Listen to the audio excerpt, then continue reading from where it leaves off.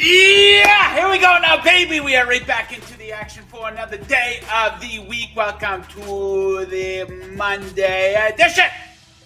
Before you bet, airing live right now on the Covers YouTube and X channels. If you're watching on YouTube, make sure you smash that subscribe button right down there. So, a great big show planned for you guys today because we got a great big day in sports. We have a very interesting looking Monday night football game. Only the Jets are.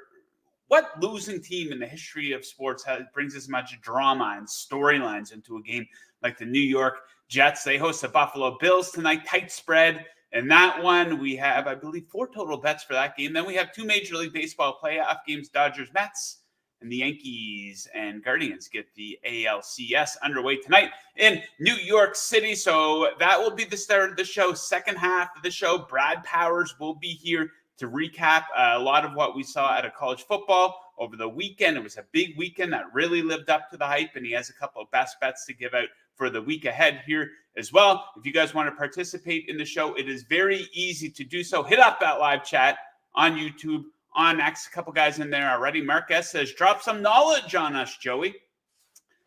I like my plays very much today. 5 total, NFL, Major League Baseball. Jigglypuff, Bills by 10. Josh Allen has never lost 3 in a row. I don't know if that's true, but according to Jigglypuff, it is. Bill's kind of limping into this one. Jets may be getting them at the right time. Jim Lloyd saying Jets on the money line. Jets get right game with the new coach. Get right for the Jets. I don't know about that. Okay, enough small talk. Let's get into it. Let's bring in my first guest of the day to be covering Monday Night Football in Major League Baseball, Jon Metler, a fellow Canadian. We're celebrating Canadian Thanksgiving, otherwise known as Thanksgiving up here in Canada. So, John, happy Thanksgiving to you, and happy Thanksgiving to any Canadians watching. John, how are you making out? Good. Happy Thanksgiving to you, too. We celebrated yesterday, so it was about 35 people in a barn and projector football on the screen, so that's a must in our family. Otherwise, I don't think people would show up if there was no football on, so it's important. Barn, baby. Okay, yeah. People dropping picks already in the live chat. Jigglypuff likes Keon Coleman to get into the end zone, plus 285. And Alec Ellis Pierce likes Josh Allen under 35.5 rush yards, potentially a little beat up Josh Allen. That will be a theme from one of my picks here later. But let's do a little recap of what we saw here yesterday in the NFL, John. Let's start the Monday show like we typically do in the NFL section of our show. Our biggest winners and losers from the week. Let's start positive, and let's start with the biggest winners. My list of the biggest winners. The biggest winner of the week is anyone who is backing a lot of favorites and overs this week. So favorites 9-3-1 against the spread so far here in week 6. And we saw a lot of scoring in Thursday Night Football, a lot of scoring yesterday. Overs 10-2-1 so far here this week. Will that carry over till tonight? I don't think so. More on that later. My second biggest winner of the week is Lions offensive coordinator Ben Johnson. So a bit of an underwhelming start to the season for the Lions. I think a lot of people would agree with that. But in their last 2 games, the Lions have scored 89 points, almost 900 yards of offense for them. A lot of big chunk plays, a lot of trick plays, just a lot of fun for the Detroit Lions here. And then my third biggest winner of the week, it's the NFC North. So teams in this division yesterday, they went 3-0. All easy, no sweat wins. The Bears win by 19. The Packers win by 21. The Lions beat the embarrassment that is the Dallas Cowboys by 38. The 4 teams in this division, 17-5 on the season so far. So it looks to be a very competitive season for the NFC North. John, who are your biggest winners of the day there yesterday? I think the biggest 3 winners I put here is anyone who still believed in the Baltimore Ravens when they started 0-2, because those Super Bowl futures, they obviously got pushed back, and that was a tough looking schedule, right? Cowboys, Bengals, Bills. You didn't really look like they could rebound. Even the Commanders, look better than you thought they would be. Now they're 4-2, and they're up there near the top of the odds board. So if you buy low, sell high type thing, the Baltimore Ravens, that's a interesting one there. Same thing with Caleb Williams here, offensive rookie of the year. He came in big, was plus 150, I think, right, to start the year. Then kind of got thrown back to plus 600. now he's right there again after 4 touchdowns yesterday. Jaden Daniels, that's going to be a tight race. And the final one from Thanksgiving, when we went to Thanksgiving, cousins, there's like 10 of us in a group chat, and we all decided to bet some anytime touchdowns for the Lions game because the Lions game was going to be on the big screen. And we had Sam Laporta, and the place went crazy when we were literally in the middle of eating dinner, and then they ran that trick play, and the ball was in the air, and you could just see 87 going towards him. And my one cousin like stood up, he's like, "That's our guy!" And it was so funny. Then we're like screaming with him to run. So we had Tim Patrick as well, and he got just stopped on a review that way we went 2 for 2, but that was pretty electric. That was pretty fun. Yeah, hell yeah. What a play that was. Live chat, Jay Goophuff. Joe almost went 4 for 4. Yes, thank you for pointing that out, by the way. I did go 3-1 with my picks on Friday's show. Almost got the sweep, but I play there at the end of the Patriots game. At the end of the first half, pushed it over. Unfortunately, probably shouldn't have hit. There were some turnovers and stuff like that. But yeah, a good week for me here so far in week 6, my best week of the season so far. So hopefully we can finish strong. Okay, our biggest losers of the week. First and foremost, obviously, it is the embarrassment that is the complete organization of the Dallas Cowboys. Their worst home loss in 35 years. Enough with these spotlight games with the Dallas Cowboys. Enough of this America's team bullshit. It's embarrassing. Really, Dallas? You score 9 points. You lose by 38 points on your home field. Just a complete no-show by Dak Prescott, this entire coaching staff on Jerry Jones's birthday, no less. But hey, congrats to Jerry Jones for still doing his media availability like every other owner does after every game, right? No, wrong.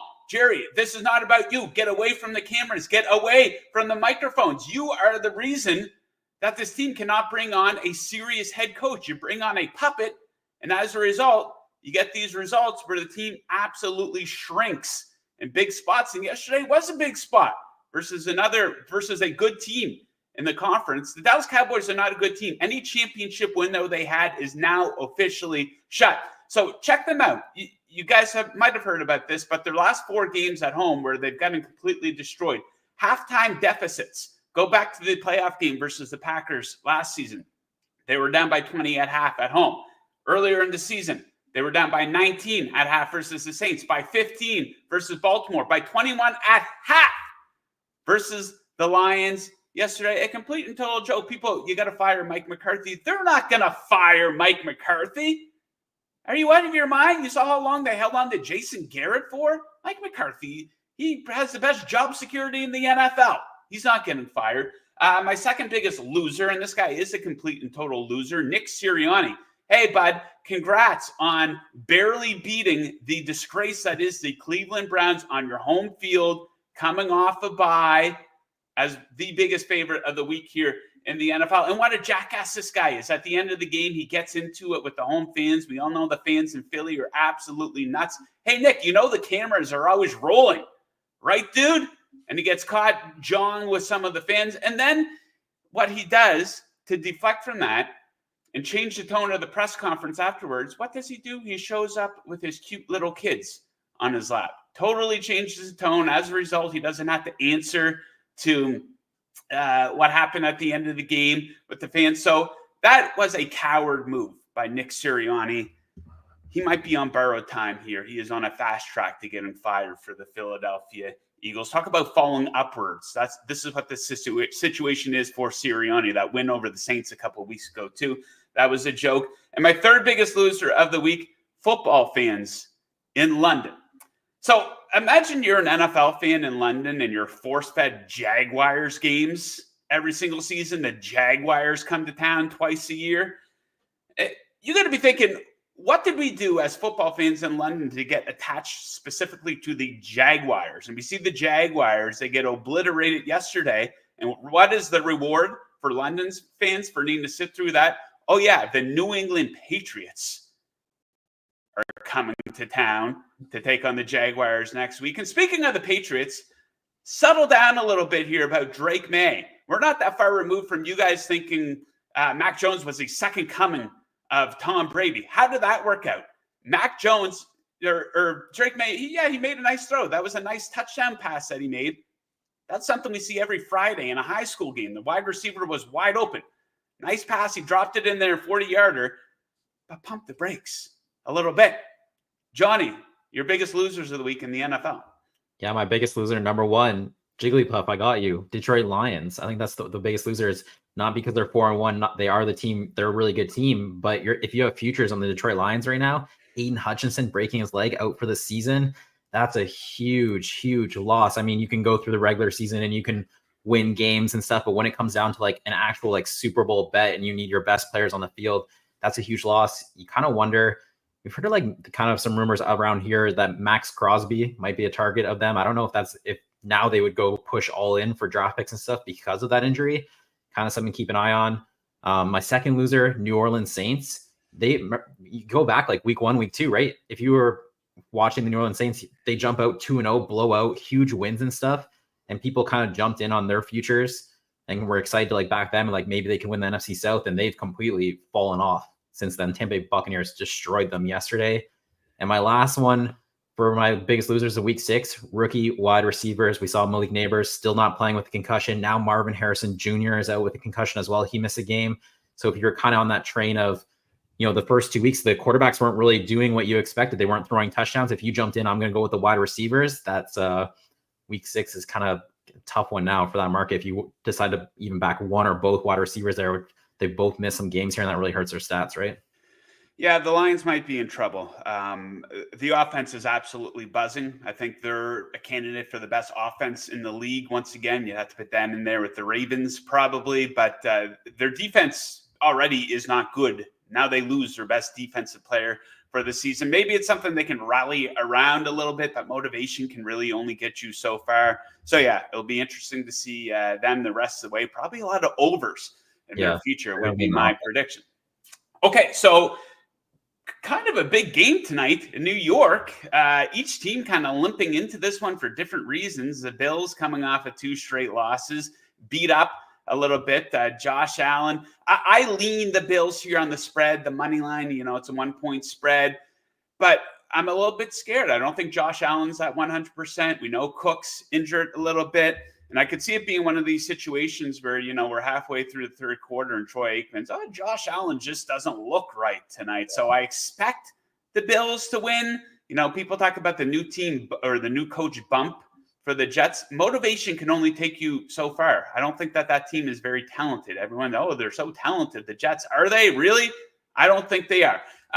So let's get into our best bets here. I have 3. John has 1. My best bet for this game, I'm going to go under 41 points. What do the Bills do when they go on the road? They go under totals. They've gone under in 15 of their last 19 road games. You take a look at this matchup between these teams. These teams haven't crossed 40 points in 3 straight games against each other. The Jets on offense, they absolutely stink here. I don't think that's going to change tonight. Offense ranks 27th in yards per play. I mentioned Josh Allen. What is up with Josh Allen? The play has not been good the past couple weeks. He's been way off. 131 yards, one game, 180 the other. He's not even completing 50% of his passes in those games. And he's beat up too. He had his head bounced off the ground like a basketball hitting concrete last week in Houston. Rolled his ankle, a big shot to the chest. And the Jets defense, they're not easy to move the ball against. The Jets defense is still good. I hate on the Jets, but I do have to give them some credit. They're first in yards per play allowed. So yeah, it's going to be a low scoring game. Lots of drama going into it. Might be a little bit of a snoozer though. So give me under 41 there. A couple of prop bets. Let's roll into them. Aaron Rodgers' longest completion, a bit of a weirdo bet here, but this is available at most spots. Aaron Rodgers' longest completion under 32.5 yards. I absolutely love this bet. So he hasn't had a 30-yard completion in 4 straight games. His longest completion of the season was a 36-yarder in week 1 versus San Francisco. The Bills are elite at limiting big pass plays. They've only allowed 8 pass plays of 20+ and only 1 of 40+ all season. This is a carryover from last season where they were one of the best in the league. And check out this stat. I absolutely love it. Aaron Rodgers has attempted just 1 pass that traveled 30+ air yards all season. Average air yards per attempt for Rodgers, 3.3 yards. That ranks 38th in the NFL. So Aaron Rodgers' longest completion under 32.5 yards. John and I both expect the Jets running backs to be heavily in the mix here tonight. John, break down your favorite prop for the game. Yeah, I decided to go with the backup here, not the starter. Breece Hall is the big name. I'm going to go with Braylon Allen, anytime touchdown, plus 330. My reasoning for this is really, you look at the Bills a couple weeks ago, Derrick Henry absolutely crushed them on the ground, 199 yards. And why is that relevant? Well, Todd Downing is the new offense coordinator for the Jets, and he was the offense coordinator for the Titans in 21-22 when Derrick Henry would have been his featured weapon. His that's the guy he turned to, for his offense, for his plays and stuff. So when he goes and watches the film on the Bills, I would think he would know how to attack this defense because he's coached Henry before and he knows what Henry likes and all those things. So Braylon Allen is more of a between the tackles, bowling ball, like bumper car type guy with that physicality of running. So I just feel like maybe with the matchup, and there's obviously a lot of uncertainty too, right? We don't really know what's going to change, how everything will look different. So I'm just going to roll with the backup here. I'm going to go plus 330. Breece Hall was minus 105. It does kind of seem like Derrick Henry and Braylon Allen are more similar in running styles, and Todd Downing has, coach one, coach the other. So I just feel like there could be something there. So I'm going with the plus 330 with Braylon Allen. Okay, I like Breece Hall to be heavily involved in the game tonight. I'm going to go with him to have over 13.5 rush attempts. What he does with those attempts, I do not care. As long as he has 14 rush attempts, that is all I care about. So his usage has been heavily criticized by analysts and, of course, fantasy football players all season so far. And I'm wondering, hey, is the new staff going to respond here? Robert Saleh obviously out. Nathaniel Hackett no longer calling plays. Hackett shouldn't be calling plays for a high school team. It would make sense to have probably your best playmaker heavily involved here in the first game under the new regime. And even if they don't make these wholesale changes, don't be surprised to see him go over this number anyways, because he did go over it in the first 3 games of the season. He's on the field a lot, fourth most in snaps among running backs entering the week. And how do you beat the Buffalo Bills? Well, it's pretty simple. It is by running the football. This is one of, if not the worst run defenses in the NFL. They should be leaning on Hall. So 13.5 rush attempts. I expect him to go over that one tonight. Okay, John, let's move to Major League Baseball, where sadly your Detroit Lions, Detroit Lions, Tigers, both cats, no longer in the mix. So we'll touch on this really quickly before we get into the picks. Yeah, Tigers fans cannot be upset at all. I don't think, maybe a little bit disappointment. You had maybe the feeling, hey, this is a team of destiny pitching. What were they calling it? Pitching madness, pitching chaos.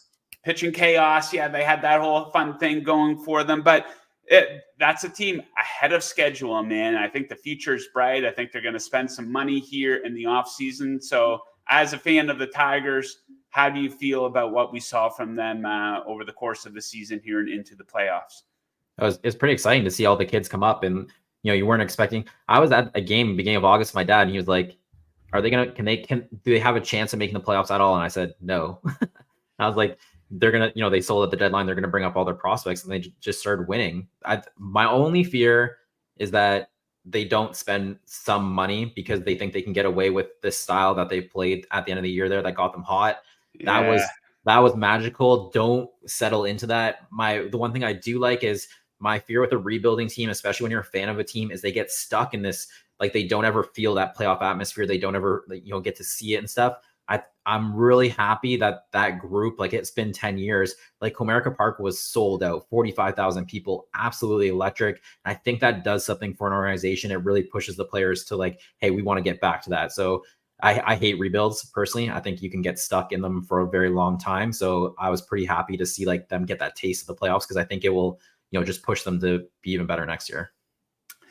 Indeed. Okay, the future is bright in Detroit for a lot of those sports teams, not the Pistons. We'll save NBA talk till tomorrow's show, John. Okay, let's get into them. 6 total picks for the 2 games. I'm being a bit more conservative with mine than John. I will get us started. Let's start with the first game. The Dodgers looking to go up 2-0 here on the Mets. A bullpen game for them. I'm excited here. I can't speak today. Kind of a bit of a fade of Mets starter Sean Manaea. I'm going to take him to allow over 4.5 hits in this game. So don't let the Dodgers get hot. Maybe the most talented team in baseball. You know, we've seen them have some slip-ups in the playoffs before, but man, they got some momentum going. This offense is red hot. 25 hits over their last 3 games. They are elite versus left-handed pitching. Manaea, of course, is a left-hander. First in OPS versus lefties since the start of August, and plenty of red flags for him versus this lineup. LA hitters combined for a 288 average against him and 140 at-bats. Mookie Betts in particular has knocked him around pretty good, and he has not been good at Dodger Stadium in his career. An ERA of almost 7 at Chavez Ravine. So Manaea, he might have a decent game, but I think he'll still allow over 4.5. I don't think there'll be in a rush to yank him after needing to dip into the bullpen quite a bit there yesterday. So Manaea over 4.5. You like a home run hitter in this game, John? What are we looking at? Oh, Mark Vientos. So plus 480. You know, the Mets obviously didn't have a good day yesterday. Vientos was over 4, 3 strikeouts. Not really what you want to hear when I'm saying to bet on him to hit a home run. But the one thing I do like about this is, so like you said, it's a bullpen game for the Dodgers, and Vientos is a right-handed batter, but on this regular season, he had an OPS above 800 against lefties and righties. And I think that's very important as we go into the, further into the postseason or into the postseason in general, where they're going to play matchups. So if you're someone, like a great example is always Kerry Carpenter, who has like a 900 plus OPS against righties and can't hit lefties, and then he gets pulled from the game. That's not really something you want because they're going to play matchups, right? So he was bad in game 1, but the NLDS, he was red hot, 9 for 16 against the Phillies, plus 480. I like this price point. The projection came out plus 300, so that's a nice edge on that number you're seeing there. So I'm going to go with Vientos to hit home run. All right, from LA to New York, we're off to Yankee Stadium. 4 total bets for this game. I will get us started. I love this bet, which means Juan Soto is probably going to go 0 for 4 with 3 strikeouts. But I'm going to take Soto to go over 1.5 hits, runs, and RBIs. It's minus 115. So Soto, no shock here. This is a guy who is always in the mix. He's gone over this number in 11 of his last 12 games going back to the regular season. Alex Cobb on the mound here for the Guardians might only throw 3 innings.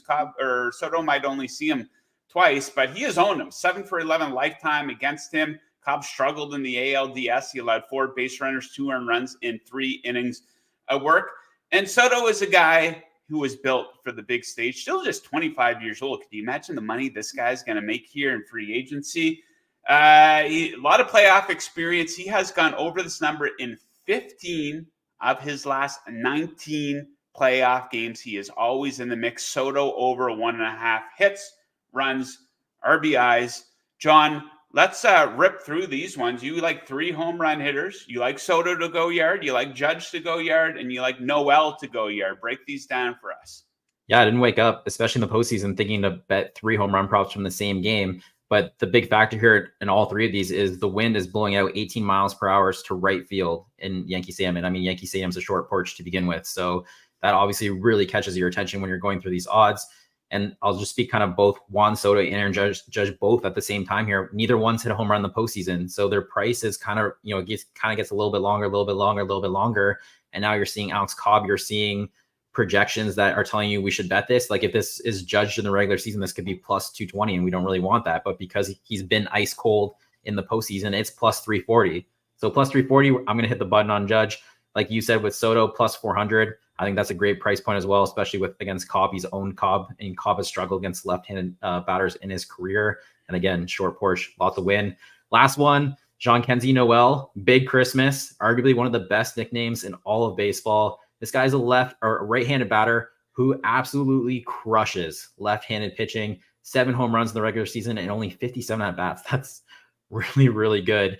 And he's facing Carlos Rodon, who gave up 31 home runs this season, 28 to right-handers. So, I mean, the splits are there. The price is there. I think it was, the prediction was like plus 330, and you're getting at plus 525. That's it. That's the biggest probability gap I saw in all the home run props. So not a big name, but good edge there. Yeah, I'm interested to see how Rodon performs here. He kind of embarrassed himself in the previous series against the Royals. He came out all fired up, shouting. He had a really good first inning, and then he sucked. I think he got yanked in the 4th inning. So, yeah, we'll see if he can respond to that. But, John, we will leave it at that for your appearance today. Brad Powers coming right up. But John's going to be back on the show tomorrow and back on the show Wednesday. We're going to be covering Major League Baseball. We're going to keep continuing our NBA futures coverage as well. NBA season starts, is it a week from tomorrow, John? Yeah, week Tuesday. Yeah, week from tomorrow. Oh, man. A lot going on in the world of sports here. Okay, John, we will leave it at that. Thanks for joining, buddy. Best of luck with your bets, and we'll catch you tomorrow. All right, I'm betting on a Boise State hat for Brad Powers. I have no idea, but I'm just guessing. Good luck with your bets. We'll see. All right. Thanks, buddy. All right. Around 1,600 people watching live right now on YouTube and X. The majority of those on X right now. The live chat, very active. Guys, let us know. What do you like in Monday Night Football? What do you like in Major League Baseball? What do you like in a week coming up in college football? Enough waiting around. Let's talk some college football. Let's go down to sunny Las Vegas. Our guy, Brad Powers, representing the Longhorns. Another big win. Brad, how are we making out? Doing well. I got to get a Boise hat. If Genty wins the Heisman, I'll definitely have a Boise hat. Okay, we can add it to the collection. So I think a big theme from the weekend, Brad, is what a game. You can say that about a handful of games out of the weekend. It was a big week, a lot of big games. It certainly lived up to the hype. So what are your two biggest takeaways from the week that was in college football? Yeah, I mean, if you're a fan of college football, another outstanding week. I mean, the big games lived up to the hype. But, unfortunately for me and the viewers of this, I was on the wrong end of one of those games. And that being, I thought Ohio State would take care of business in Eugene. And I'm, not overly shocked. They were only a 3-point favorite that they lost the game, but it's how they lost the game. Oregon was clearly the better team. Probably should have won by more. I mean, if you look at the points that they left off the board, 2 missed extra points, a missed field goal. Dylan Gabriel misses a wide open receiver on 4th down in the second half of that game. And the stunning thing to me is Ohio State's defense, which was, but by all intents and purposes, supposed to be top 5, if not the best defense in the country. Looked nothing like it. No pressure up front. Run gaps are bad. Secondary loss. I mean, Denzel Burke's supposed to be a top 10 possible NFL draft pick. He's targeted 8 times, gives up 8 receptions for 180 yards. I mean, it was so bad that you almost have to question if he was throwing the game on purpose. I kid in that, but the game plan was horrific on the defensive side of the ball. I'm just stunned by that result. Not because I just had a bet, but I did not expect Ohio State to go down in that way. Other teams, obviously, Penn State went from the outhouse to the penthouse in a matter of 30 minutes of football because they're down 20-6 against SC. And now with a win at SC, and you look at their schedule, I mean, obviously they could still lose to Ohio State, but even if they lost that game, they're still likely in the playoffs. So there's a reason why they're minus 700 to make the playoffs. And then Ole Miss in the other game should have been a win. They couldn't get off the field late in the game. Multiple 4th downs for LSU. They convert them. The Tigers do. Ole Miss now on the outside looking in as far as the playoffs, which would be a massive disappointment. Okay, so Oregon, they passed their first big test there in the Big Ten. As you said, they were the better team on the field there on Saturday evening. Elsewhere, the Longhorns continuing their obliteration tour here of 2024. They destroyed Oklahoma by 31. So I don't think anyone would be surprised if these two teams are in the mix here come the playoff time. Who knows? Maybe even in the final. What would you make the spread between Texas and Oregon on a neutral field? Yeah, Texas 4. And I'm probably being a little conservative there, to be honest with you. Keep in mind, Ohio State was just 3.5 on the road at Oregon. I need to see Texas in a big game. We'll see that on Saturday night against Georgia. But, I mean, the reality is Texas hasn't played a top 20 team. Well, they played Michigan. They played Oklahoma. Neither one of those teams, if you're doing a power rating, should be in your top 20. So we'll finally get to see what Texas is all about. And if they pass the test this weekend, I wouldn't be, afraid to make that point spread between that theoretical point spread between them and Oregon higher. Okay, let's talk Alabama. They get off to a great start to the season, 4-0, capped off by that win against Georgia. And then they lose to Vanderbilt and they limp to this win over South Carolina on Saturday. They were really helped out. South Carolina turned the ball over 4 times. And my question for you is 2 questions. What's up with them? And could they be in trouble? They have 3 ranked opponents coming up, Tennessee, Missouri, LSU. So what's up with Alabama here? It's a variety. It's just not one thing. It's a variety of things. Number one, it's the worst defense they've had in at least 20 years. So the one side of the football is pretty compromised, to say the least. And I'll be honest with you, if South Carolina had average quarterback play in that game, that would have been a loss last week on their home field against South Carolina. So if you lose to Vanderbilt and you almost lose to South Carolina in back-to-back weeks, no game safe on your schedule. So I agree with you. This could be a 3-loss team. It's just not the defense. So the offensive line continues to struggle. Last year allowed a school record 49 sacks. Last week on Saturday allowed 4 sacks. Can't protect the quarterback. And then this is not a disciplined football team in year one under Kalen DeBoer. Number 115 in the country in penalty yards. So you add those 3 together, and again, they can get beaten any single week, including this week on the road in Knoxville. Okay, perhaps the most thrilling win of the week saw LSU go to overtime against Mississippi. They pick up the W there. 5 straight wins for them since dropping the season opener to USC. So waiting for them in the second half of the season, they have Texas A&M and Alabama should be their most challenging games. Taking a look at LSU, they're plus 120 to make the college football playoff. Good bet or bad bet? Bad bet for me. I mean, yeah, they've won 5 straight since the opener, but my goodness, I mean, they were down 17 to South Carolina. Fortunate in that game. Fortunate last week. Again, multiple 4th down conversions on that drive to force overtime. I don't see it. In fact, I wouldn't be stunned if they lost this week. I bet Arkansas this week, and it's not like they're a big favorite. They're only favored by 3 right now on the road against Arkansas. Arkansas is off a bye, and then at A&M the very next week, where LSU will be an underdog. I think we'll get our answer on within 12 days, and I think they're going to be on the outside looking in. Okay, so we're at the midway point of the season for most of these teams. For you, who's been the biggest disappointment and who's been the biggest surprise so far?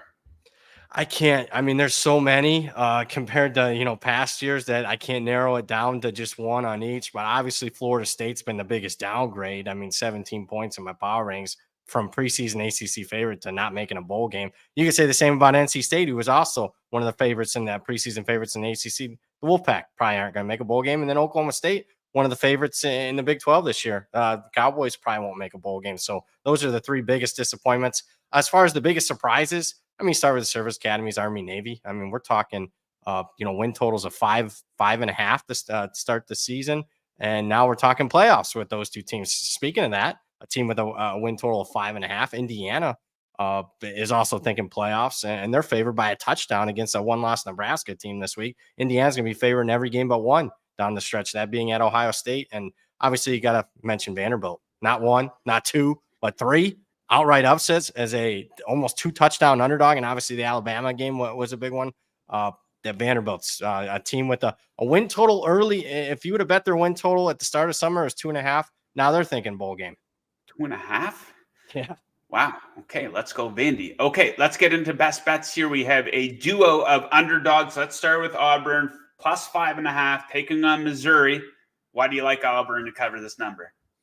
Well, number one, I think the line's going to close in the 4 range. So there's that. I think Auburn's pretty live in this game for a variety of reasons. Number one, this is a 2-4 football team that could easily change a couple plays before and 2.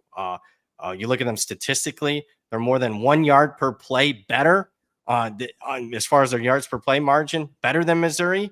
And they have played a strength of schedule almost 100 spots more difficult than Missouri. So statistically much better than Missouri, despite playing a much tougher schedule, off a bye, playing a phony Missouri team. I like Auburn plus the 5.5, and I'd sprinkle a little bit on the money line. I think they win. Okay, next up we have a frisky Kentucky team, plus 2.5, taking on Florida. And you think Kentucky can give them a game?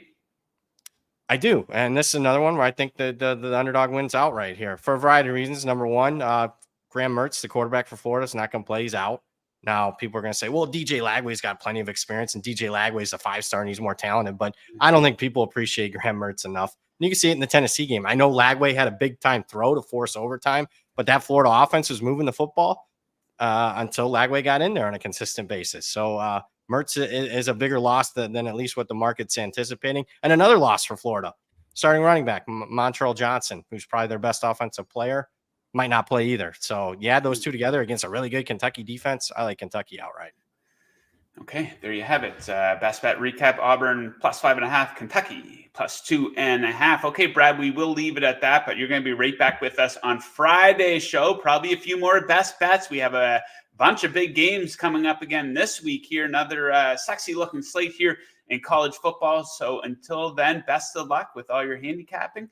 Can't wait to talk to you on Friday. Let's do better. I mean, last week, I got to admit, losses were not a good week. 1-4 drops the record to 18-18. So let's have a winning week and get back onto the plus side. We're due. Let's go. All right, Brad. Best of luck with everything. We'll catch you on Friday. See you Friday. Yes, sir. The man right there. Okay, yeah, this is a great looking night in sports. It was a great weekend in sports. I'm having a great week 6 here. I had the baseball on one screen, the Bengals and Giants on the other last night. That was an awful game, by the way, but it is what it is, I guess. So hopefully we get an entertaining night of sports here tonight. Major League Baseball playoffs, Monday Night Football. We'll see how the Jets can respond, if they can get a bit of that new coach bump. I don't think they will, but we'll see how healthy Josh Allen is here tonight, and if he can get the Bills back on track. Okay, big show coming up tomorrow. Oh, let's recap these really quickly. Bills Jets under 41.5. That's my best bet for the game. Couple props I like for this one.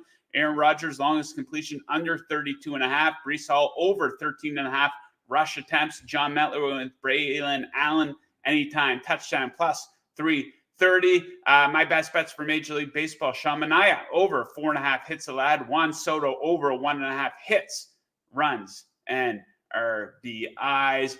And Metler went with Aaron Judge, Soto, Noel, and Vientos all to go yard in Major League Baseball.